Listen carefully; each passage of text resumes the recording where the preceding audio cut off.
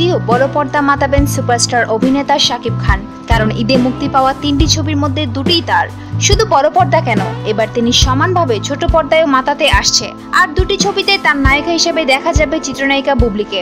অন্যদিকে এবারের ঈদে বড় পর্দার মতো ছোট পর্দাতেও ঝড় তুলবেন শাকিব। কারণ বেসরকারি একটি চ্যানেলে ঈদের 7 দিন প্রচার হবে শাকিব খানের 1 ডজন সিনেমা, যা এর আগে কোনো ঈদে হয়নি। বেসরকারি টেলিভিশন এশিয়া ঈদে 7 দিন ব্যাপী শাকিব উৎসবের আয়োজন করতে যাচ্ছে। কারণ ঈদ অনুষ্ঠানমালায় 7 দিনে প্রচার হবে এই নায়কের 12টি সিনেমা।